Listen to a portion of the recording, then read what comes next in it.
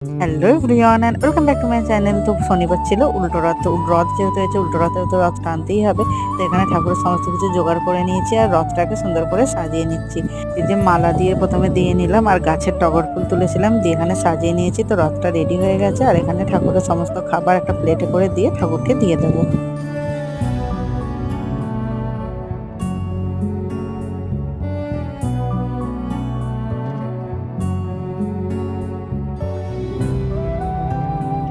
তো এই যেখানে ঠাকুরকে ভোগ দিয়ে দিচ্ছি, তো এখানে ছিল ফল, তার সাথে চিড়ে, মুরগি, বাতাসা, সন্দেশ দিয়ে সেদিনকে ঠাকুরকে ভোগ দেওয়া হয়েছিল।